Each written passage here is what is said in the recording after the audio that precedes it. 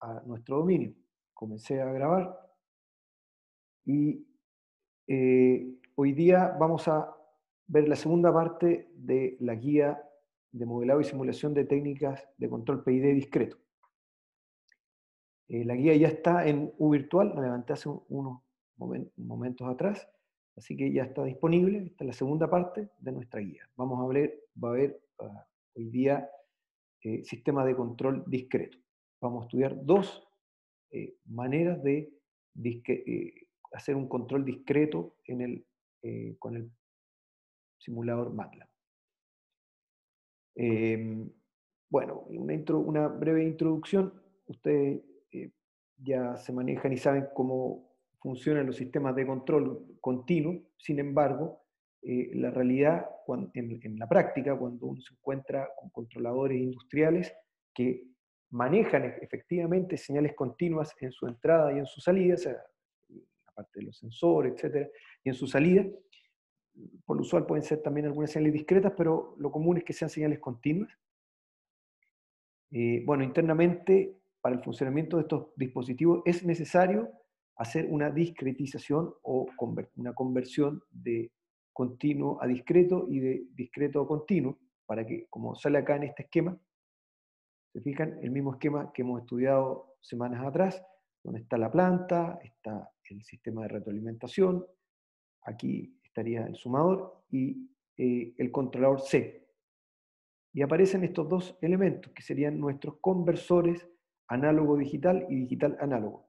Esto lo van a ver ya en la práctica. En la industria se van a encontrar muchos conversores de este tipo, que son dispositivos encargados de convertir un tipo de señal a otro. Y los tipos de señales no es único, quiero decir de que se pueden encontrar con conversores que a simple vista pueden ser iguales, sin embargo, deben verificar bien las especificaciones para que las velocidades, la cantidad de bits que manejan, etcétera, sean concordantes con los dispositivos aguas abajo.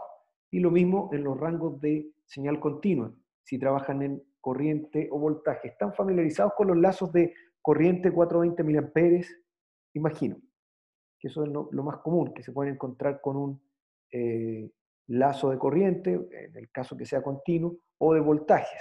Bueno, recordando un poco, lo usual en la industria nos encontramos con lazos de corriente de 420 mA o de 0 a 20 mA. Esos son dos tipos de lazos que no son totalmente equivalentes unos con el otro. Y hay dispositivos que se pueden adaptar, que sean 420 o 020. Y por otro lado, se pueden encontrar con dispositivos que manejan señales de voltaje. Lo usual sean 0 a 10 volt, algunos de 0 a 5 volt y otros de 0 a 24. Y también incluso también hay hasta señales hasta con 12 volt. Bueno, estos conversores que están acá se encargan de, valga la redundancia, convertir la señal continua en R, acá, un R sub S, a un R sub Z en el dominio discreto. Acá estamos hablando ya, estamos viendo el dominio de Laplace, ¿cierto? Y acá estamos en dominio discreto, en Z. El controlador, por lo tanto, lo que está acá al centro, el C, tiene que ser capaz de, con las señales de entrada y salida, manejar estas señales de entrada y salida y hacer el control de acuerdo a una función. ¿Cuál es la función? La que está acá. No vamos a hablar en esta presentación de cómo se llega a estas expresiones, sin embargo, les dejé acá las referencias. Si ustedes se fijan acá donde dice referencia 4, me parece, creo, que está en el OGATA. Sí, efectivamente, en el OGATA de tiempo discreto está cómo se llega a esta expresión. En algunos, revisen, si el que tenga el interés, revise cómo se llega a esta expresión y tenga cuidado cómo lo expone el OGATA, lo hace muy bien, sin embargo, vayan paso a paso, porque de pronto me han comentado algunos estudiantes de que no estaba correcta la expresión. Sí, pero lo que pasa es que tienen que hacer todo el desarrollo que muestra el libro para poder llegar a esta expresión. Finalmente, ahí se explica, no vamos a entrar en esta parte, pero con esta expresión, la 1.6 refleja o muestra un sistema de control PID discreto en el dominio Z, ¿verdad? Con esta expresión, el siguiente trabajo es ubicarlo acá en nuestro subsistema. Hacer un subsistema igual, se fijan que el resto del esquema es el mismo que trabajamos la semana pasada. Aquí estaría la planta, que es el motor, aquí está el sistema retroalimentado, el sumador, todo, y nos encontramos entonces en el subsistema que tenemos que agregar esta planta, esta que está acá, ahí se ve, donde se pueden obviar en Simulink algunos bloques de acá, sí, podríamos no utilizar el first order hold que está acá y funciona igual. Sin embargo, por un tema más didáctico, preferí agregar todos los elementos que deberían estar incluidos. Existen otros trabajos que son equivalentes, o sea, podemos encontrar algunos trabajos donde no se utilizan todos estos bloques y se utilizan bloques diferentes, pero cumplen la misma función. ¿Y cómo llegaron a eso? Fácil. Tomaron esta expresión y a la mitad del camino de la expresión 1,6 uno puede también encontrar una equivalencia y armar un bloque en el simulador de otra forma, pero va a ser lo mismo, ¿ya? Entonces aquí nos encontramos con que este bloque, este esquema, el esquema de la figura 1.8, representa el diagrama de control PID en forma posicional. Y vamos ahora a implementarlo. Dice, finalmente modifica el parámetro step time, como ya sabemos que modificamos el escalón unitario, para que comience a funcionar o arranque a los 10 milisegundos y correr la función con 25 milisegundos el tiempo de la simulación. Y acá dibujar el siguiente cuadro, considerando las respectivas unidades para los casos de 1 volt y 12 volt, modificando el final value del step. ¿De acuerdo? Entonces, ahora voy a compartir todo el escritorio para así poder tener el... No, han llegado dos más, perdón. Alguien que me avise, por favor, agradecería mucho si alguien puede ver que no pueden entrar estudiantes, me avisen porque avanzo con la clase y se me quedan entre medio. Ya, lo tengo a la vista. Comparto entonces el escritorio.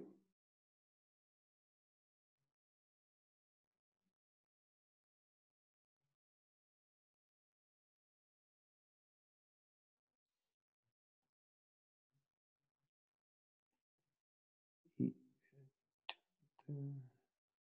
si parece entonces, repito, si alguien llega, si no lo alcanzo a ver acá, por favor, me avisa. Y MATLAB, perdón. No, esto es otra cosa. Vamos al laboratorio.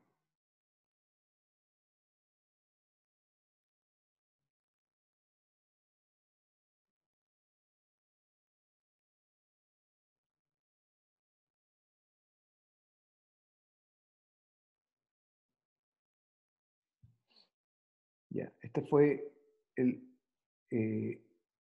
archivo base donde están todas las instrucciones que habíamos visto la semana pasada. Y acá voy a abrir me equivoqué, había que abrir el PIDZ, que está ahí, el otro archivo. Dejemos que abra primero MATLAB para no atorarlo.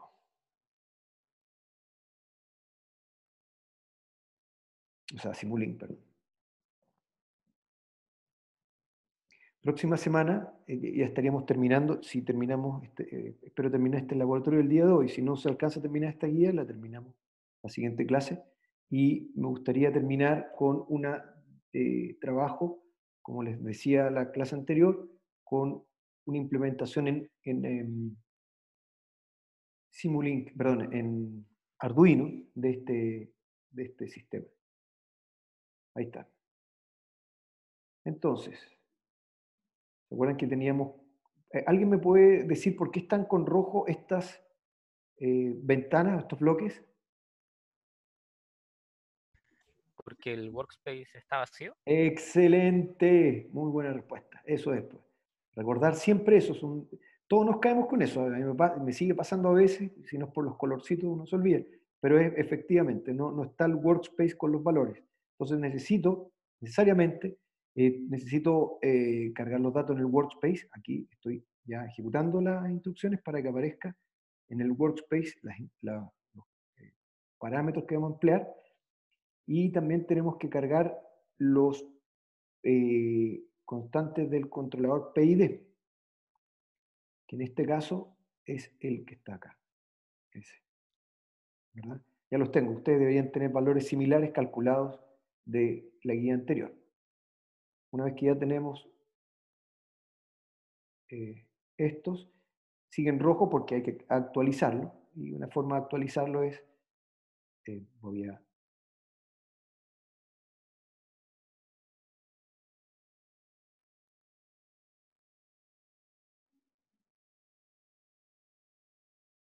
fácil con estos.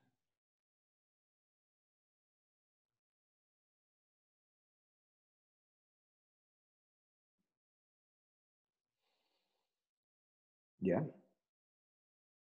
Ahí funcionó sin errores. Ya sabemos cómo funcionaba. ¿Se acuerdan el motor? Voy a abrir nuevamente la respuesta del motor. ¿Ya? Sin controlador. Posteriormente, ahora vamos a dejar fuera todo este bloque sin controlador y descomentamos. Tengo que ser cuidadoso ahora porque no me acuerdo cuál es el bloque que vamos a ver. En el laboratorio anterior me había equivocado de bloque. Ese creo que es. Sí, efectivamente. Miren, acá hay un detalle. El uncomment.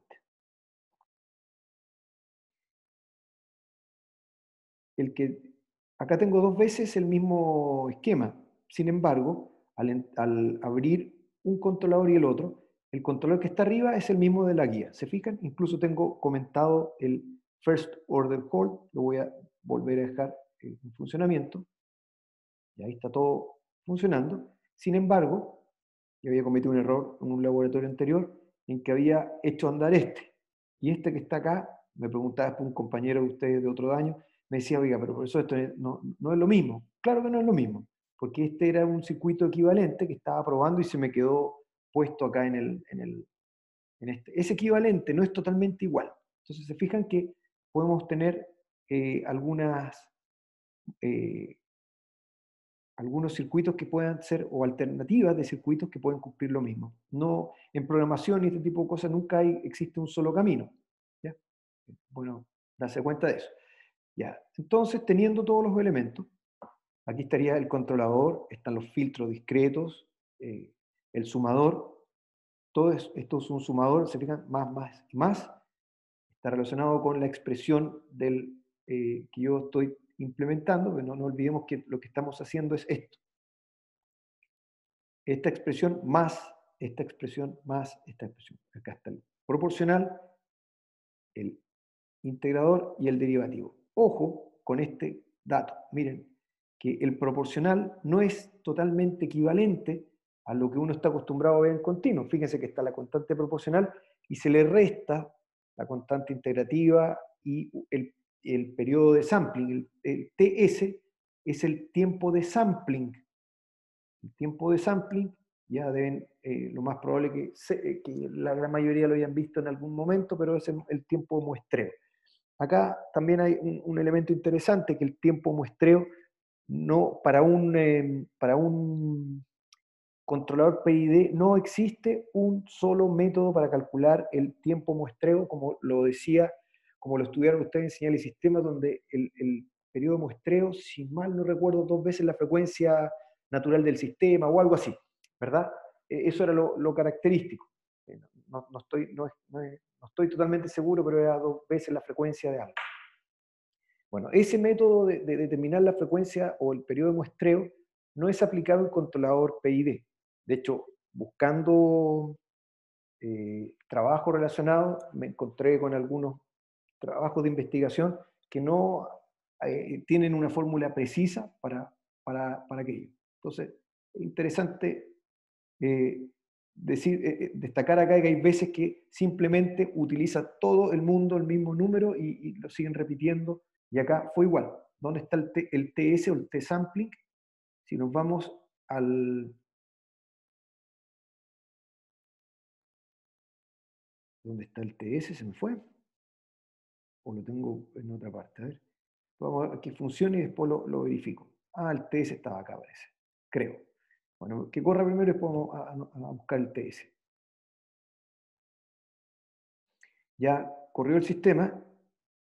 Vamos a buscar enseguida el tiempo de sampling donde está configurado y tenemos la respuesta. ¿Se fijan? Esta respuesta que está acá es la respuesta de nuestro controlador discreto. Se discretizó, continuo, se discretizó y corrió la operación, la instrucción, o mejor dicho, la función, y finalmente se volvió a discretizar, o sea, volvió a volverse continuo, y está la respuesta acá en la imagen. Ahora, no me acuerdo muy bien dónde estaba el T-sampling, que era el tiempo de muestreo. No me equivoqué, nada que ver con ese. El TS, ¿se fijan? Está definido acá TS, TS, y debería estar acá TS. Aquí está, perdón, estaba en la configuración. Se fijan que tiene un tiempo de muestreo, como se ve, de 0,1 milisegundos o 100 microsegundos. Es muy bajo. Podemos jugar con el T-sampling y encontrar que la respuesta del controlador no va a ser la esperada, va a variar.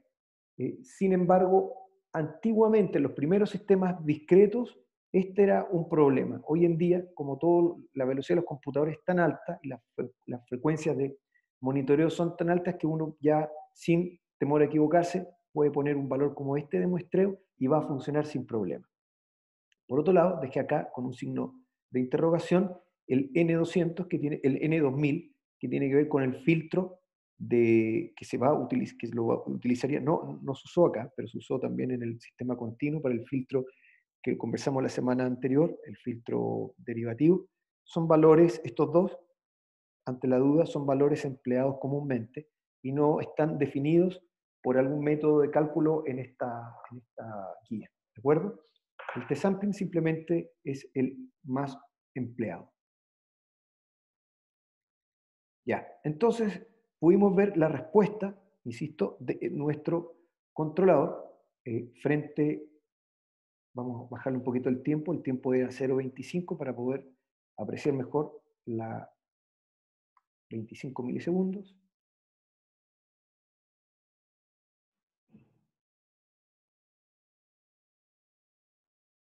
Y ahí se puede ver ya con más precisión la respuesta de nuestro controlador, ¿cierto?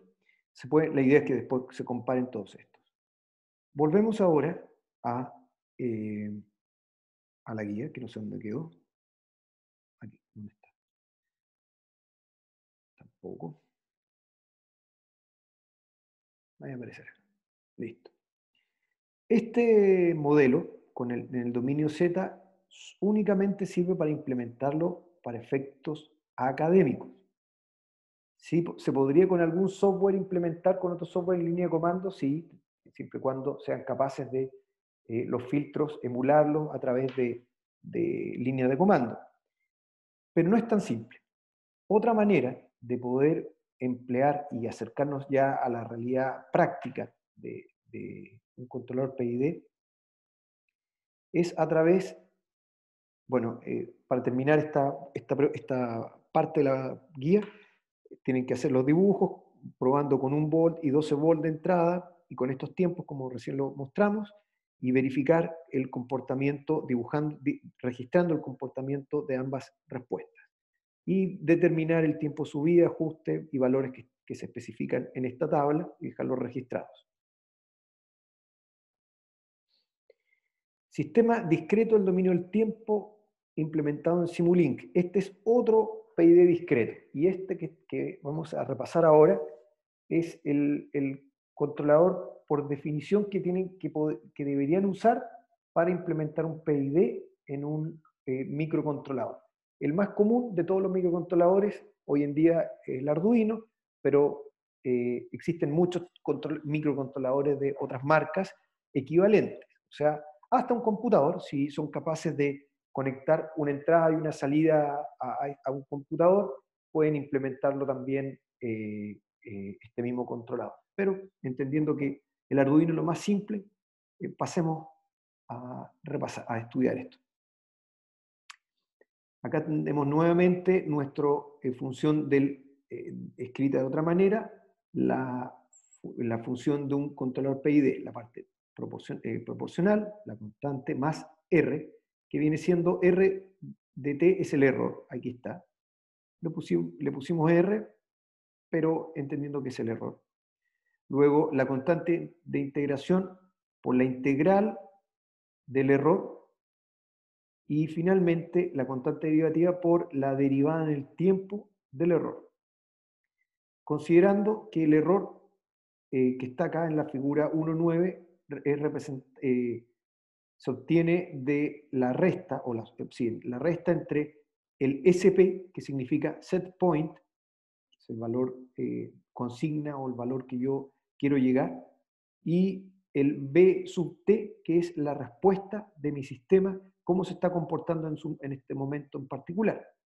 Si R sub T, que es el error, fuera 0, estaríamos en presencia de que el set point es igual al voltaje retroalimentado o la señal retroalimentada, y significaría que está la salida del sistema siguiendo con precisión al set point.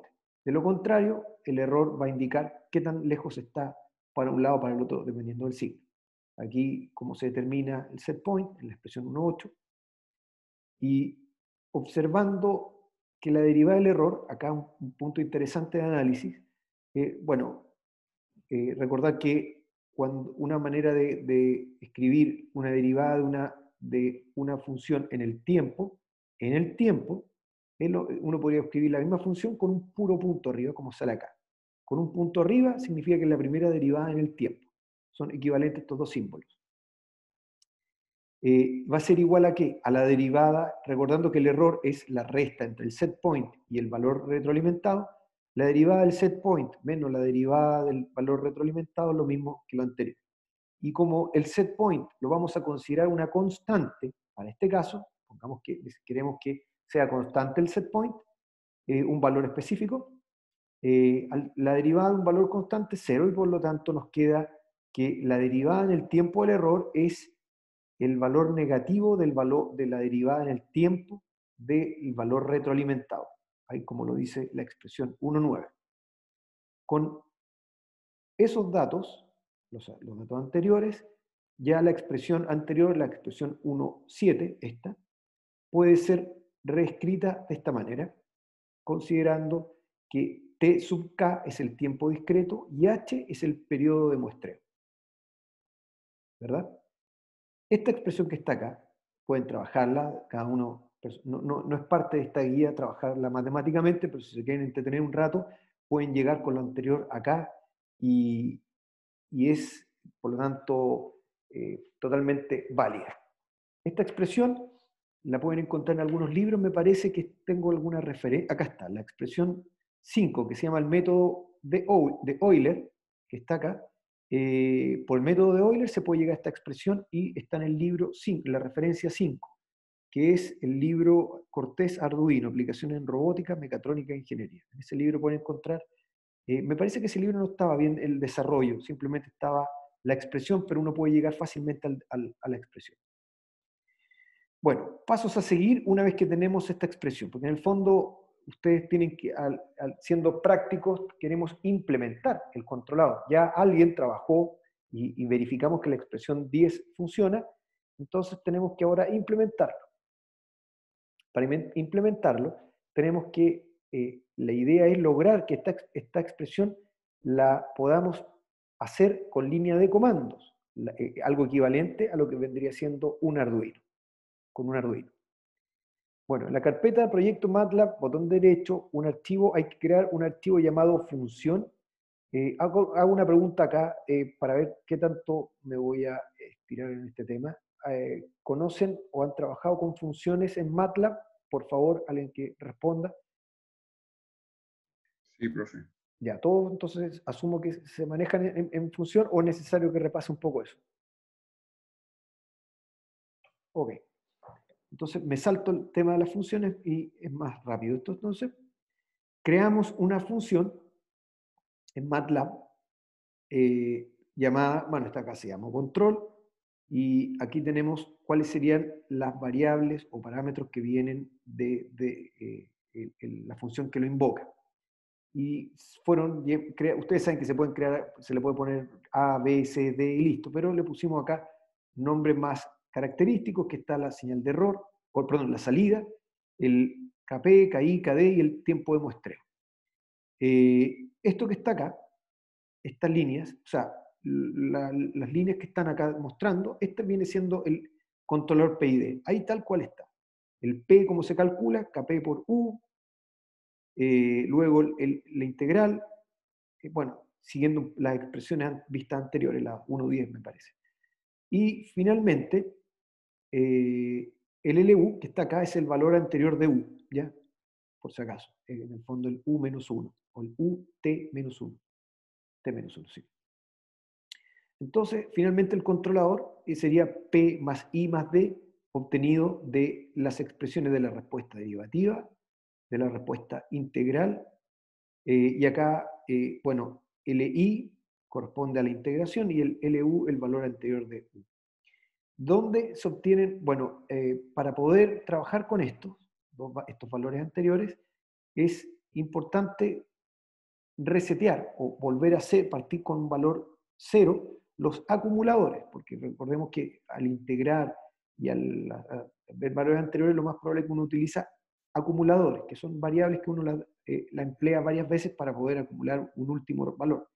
Y cada vez que se invoca esta función, tenemos que asegurarnos que el acumulador quede en cero.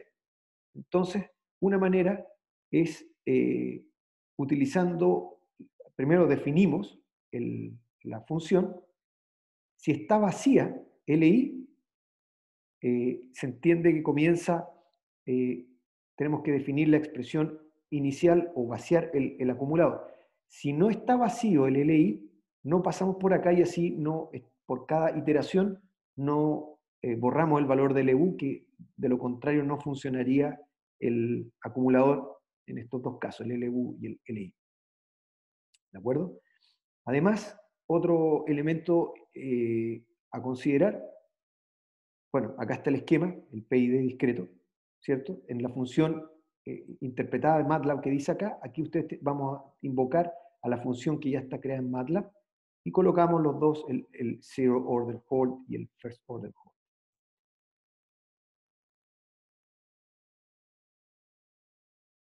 Para configurar el parámetro, esto lo vamos a ver mejor en la práctica, se ve más simple, pero en el fondo esto que está pidiendo acá es cómo invocamos a la función, ¿de acuerdo? Hay un dato importante. También tenemos que borrar la instrucción, borrar PID, la cual borra todas las variables del archivo PID-M una vez que se invoca el módulo. Si no agregamos esto, el controlador no va a funcionar, así que recomiendo que sigan muy bien estas instrucciones. Esto viene en callbacks y start function, se coloca esta instrucción, que es borrar PID-D, que así se llama nuestro... Aquí está la explicación, ahí lo vamos a ver también. Cuando yo me voy a callbacks, me voy a start function, que es lo que hace al inicio de cada vez que yo llamo a la función, y agrego esta instrucción, clear PID, y así funciona. De lo contrario, no va a funcionar en MATLAB o en Simulink, perdón, la línea de código recién vista. Funcionará, pero funcionará con errores. Bueno, y finalmente se configura de la misma manera anterior, y vamos a la práctica.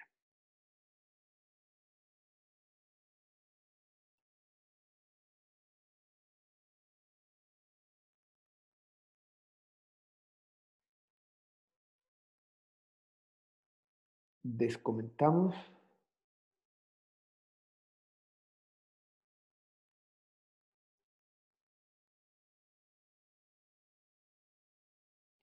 Y una vez que yo coloqué la función, voy a repasar por si acaso alguien tenga dudas cómo se hizo la función, muy simple, rápido lo veremos. Se crea la función acá llamada, no me acuerdo si fue la PID o PIDZ, voy a ver a cuál invoca esta. Ya, a la PIDZ. Creamos una función en MATLAB, acá, llamada PIDZ, esta. Y aquí están las instrucciones que vimos recién. ¿Se fijan? Y se ven todas las instrucciones.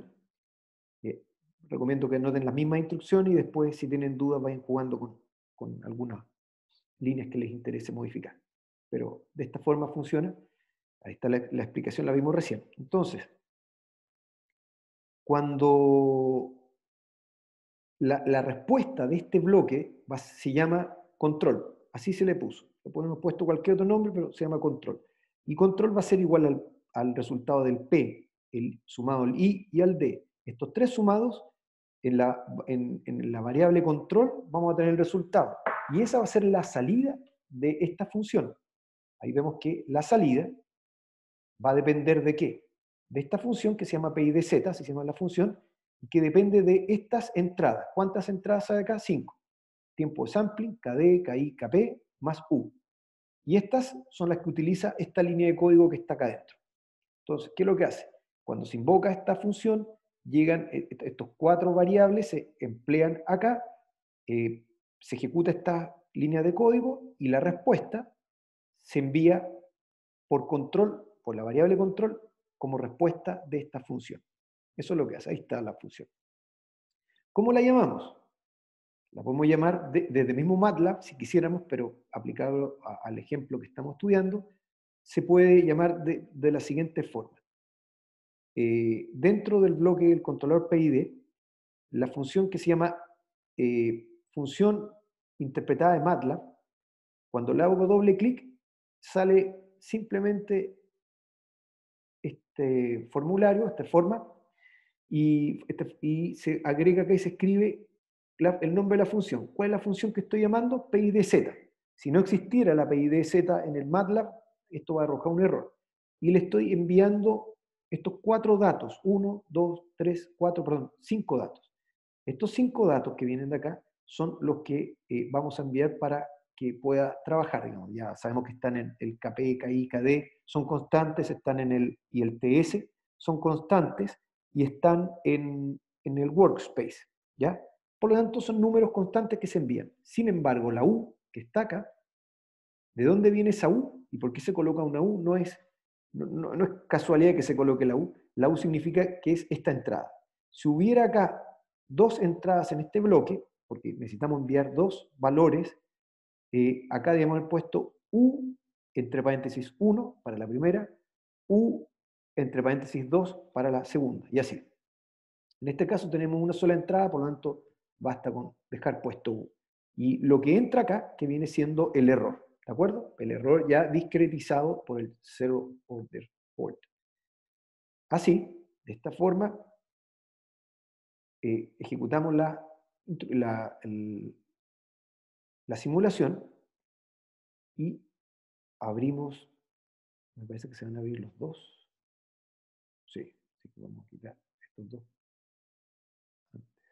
Ya, repito. Entonces, voy a abrirlo y ahí tenemos la respuesta de nuestro controlador con línea de programación. Acá también está disponible, esa es la ventaja de utilizar el Data Inspector, en que no fue casualidad que yo haya dejado este otro bloque, que era el que habíamos implementado recién, también a la vista. ¿Para qué? Para que también quede el dato registrado en el Data Inspector. Entonces, con esto me permite comparar inmediatamente las dos señales. Acá tengo la señal de la línea de comando y aquí está con los filtros en Z. Y se fijan que la respuesta es muy, muy parecida. Ahí tenemos entonces una equivalencia, que es una de las conclusiones interesantes de este laboratorio, es darnos cuenta que podemos llegar a los mismos resultados por diferentes caminos. En este caso, 2 circuitos o 2 formas equivalentes de estudiar un controlador PID discreto. Esto no, esta parte de acá simplemente es por un tema exploratorio, no es parte del laboratorio, pero vamos a comparar este último bloque. Insisto que este que está acá no es parte del laboratorio, pero lo vamos a ejecutar igual para hacer una comparación incluso con este. A ver si habría alguna similitud. Terminó la simulación y lo comparo. Y ahí estaría el tercero. ¿Se fijan? El celeste. Observen que todos tienen la misma respuesta, una respuesta muy parecida. Son variaciones bastante insignificantes, pero eso nos dice de que hay varias maneras para poder conseguir el mismo resultado con un controlador PID discreto. Entonces, los que tienen AutoCAD, me da por decir AutoCAD, perdón, los que tienen en su casa un Arduino y ya se manejan con ese microcontrolador, recomiendo que trabajen y traten de implementar un controlador PID con estas líneas de comando. Lo vamos a probar la próxima semana si tengo suerte con un simulador. Ojalá tenga suerte y lo implementamos la próxima semana. Pero en todo caso, aprovechen y experimenten con un controlador. ¿Alguien ya ha hecho controladores PID en el Arduino? Pero no, cuando me refiero a hacerlo, no es bajar la librería de internet y correrla, porque eso no, me refiero con línea de comando, así. ¿Alguien lo ha implementado ya? No, profe, yo no, por lo menos. Perfecto. Por lo tanto, es un gran aprendizaje con eso estaríamos, voy a cerrar y voy a dejar un minuto para terminar esta parte. Entonces, una vez que ya, me olvidaba de esto, que es clave, esto se puede marear a algunos, así que lo voy a mostrar nuevamente. Me faltó esta simulinga acá. Lo que comentaba de esa ventana rara era botón de la derecha aquí. No, este. Si yo hago botón de la derecha en este aparato y eran properties, parece, sí.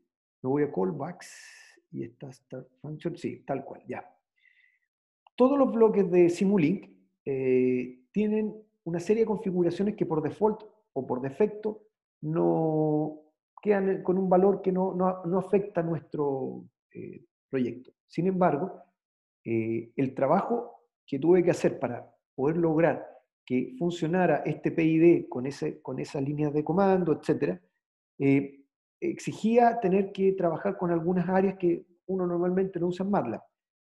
Una de ellas era que, si ustedes se acuerdan en esta instrucción que está acá, que había que dejar en cero o resetear los acumuladores del integral y el derivativo, llamémosle derivativo el acumulador del estado anterior. Estos dos acumuladores, cada vez que yo ya llegaba, volvía nuevamente o invocaba esta función. Para poder hacer eso, necesariamente, con esta instrucción que me pregunta si está vacío, if empty, lo que dice es, si está vacío, el LI ejecute la función que viene a continuación. Esa es la función if then que ya deben conocer. Entonces, y ahí volvía nuevamente a 1. Pero ¿qué ocurre? Que cuando se corre una instrucción como esta, y aprieto acá arriba run, uno no lo sabe, pero hay muchas iteraciones que van y vuelven, llaman muchas veces a la función para poder calcular un muestreo, el siguiente y así hasta el último. Entonces, ¿qué ocurre? Yo necesitaba resetear en cada estado este valor. Y para eso me fui a Properties, botón de la derecha, y acá donde dice Callbacks, las cosas que llama al inicio, no al inicio, perdón, que se llama, o las funciones que se pueden llamar, o instrucciones que se pueden llamar en cualquier momento detrás del bloque. Y me fui a la función de partida, Start Function, que está ahí, ¿cierto? Y agregué una instrucción. ¿Qué instrucción? Clear. ¿Y qué borro? El PID-Z, que es borrar el contenido de los variables que empleó la función PID-Z. Entonces, ese es el camino. Si no utilizan eso, se van a dar cuenta que va a arrojar un error y no va a funcionar como esperan el PID. No es necesario hacer esto, probablemente, en el PID de Arduino, y ese va a ser el trabajo que espero este fin de semana poder dejarlo listo para el próximo martes. Perdón, el próximo viernes en el laboratorio. Ya. Eso, por una parte, ahí terminamos esta instrucción. Lo mismo, se registra acá en este cuadro los dos resultados, ¿cierto? Y se anota y se determina, mejor dicho, las respuestas de las señales. Finalmente, como todo estudio, es necesario ahora hacer comparaciones para sacar buenas conclusiones. Y las conclusiones las pueden sacar en base a la tabla siguiente, donde están las 3 actividades y tienen que registrar los 3 valores obtenidos y sacarán alguna conclusión cada uno de acuerdo a su propio criterio. ¿Qué observaciones se puede comentar en relación a la respuesta obtenida? Y terminamos. Entonces, para ir cerrando temas, un controlador del tipo PID muy empleado en la industria, todo lo que acabamos de ver, cómo se programa un controlador, es muy difícil que lo puedan encontrar en la práctica. ¿Ya? Es un tema que salvo que trabajen en una empresa de desarrollo, pero es un desarrollo, de hecho conozco una empresa nacional que fabrica controladores y se dedicaron una sola vez en su vida a hacer el desarrollo, y de ahí en adelante lo que hacen es continuar copiando la misma desarrollo. O sea, uno cuando programa y desarrolla este tipo de experiencias como la vista en esta guía, se hace una sola vez para un producto y de ahí en adelante simplemente lo explotamos.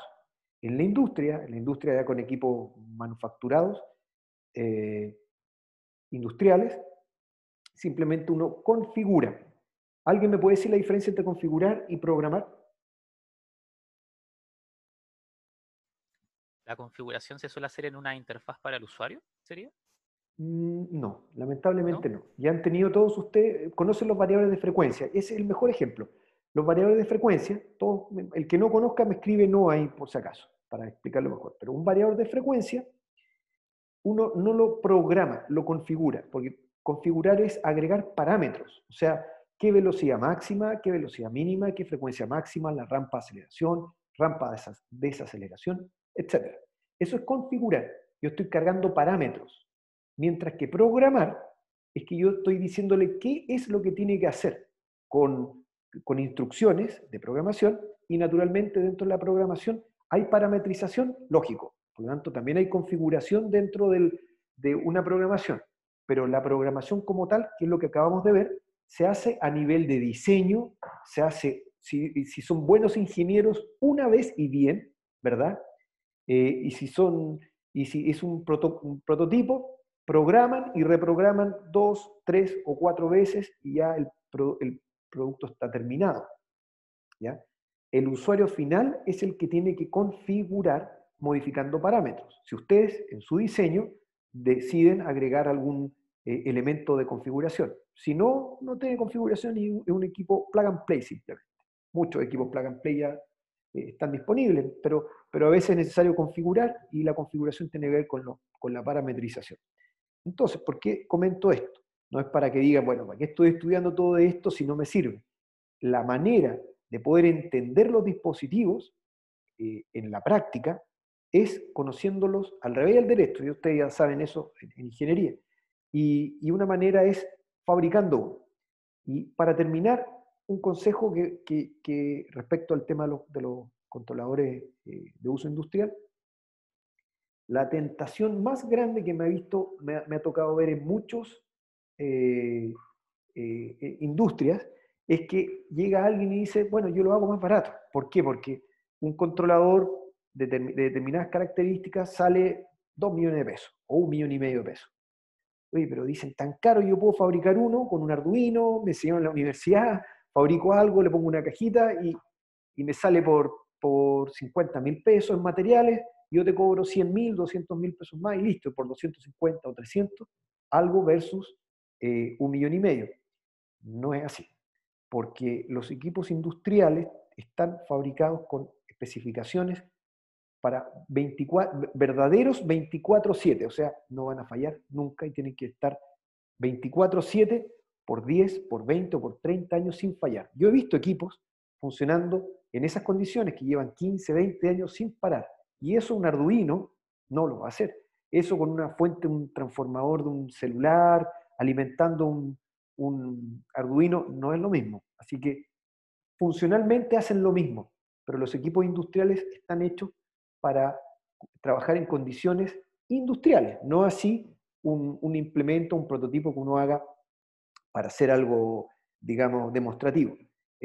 Un ejemplo de aquello es, ustedes fabricarían un marcapaso con un Arduino y se lo pondrían ustedes mismos, nadie, porque está en juego la vida y tienen que colocar un dispositivo que me garantice que siempre entregue un pulso a determinada velocidad o frecuencia o periodo para mantenerme vivo. Entonces, el mismo concepto. Entonces, las empresas de alimentos, las empresas de salud, o sea, todo lo que está relacionado con salud, no pueden entrar a jugar con experimentos y prototipos así de esta forma. Por eso es que hay que siempre utilizar equipos industriales y ustedes tienen que ser expertos en saber entender cómo configurarlos y enseñarles a alguien para que los configure, porque ustedes son ingenieros industriales, civiles, y lo más probable es que no van a estar en la primera línea configurando, pero tienen que saber transmitir y entender que alguien lo debe hacer y tienen que traspasarlo de mejor manera. Les digo esto porque les falta ya muy poco para empezar a desenvolverse en el mundo laboral y estos son datos concretos que les pueden servir. ¿Dudas?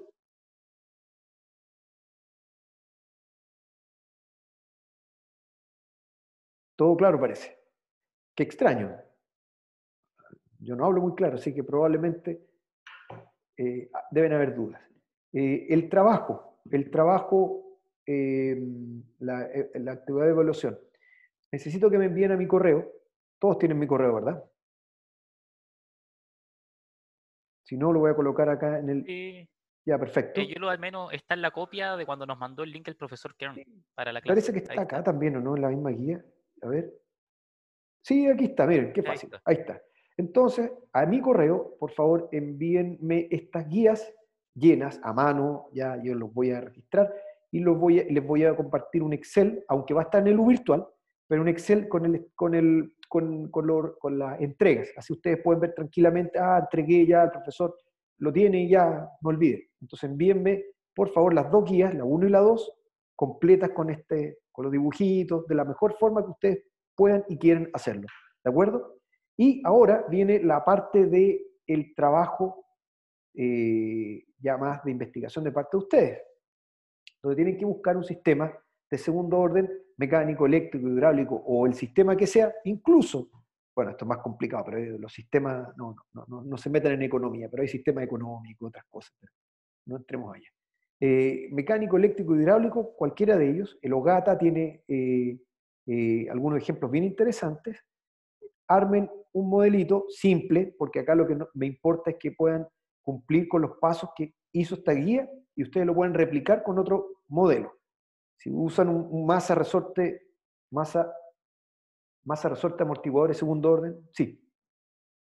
Implementenlo y sigan todos los pasos que están en esta guía y con una buena conclusión y un buen desarrollo.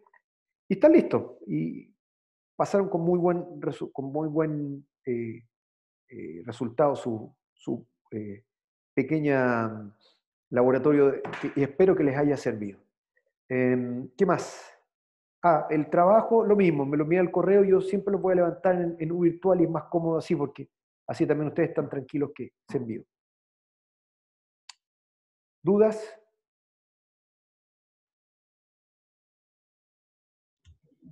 No, ninguna, profe.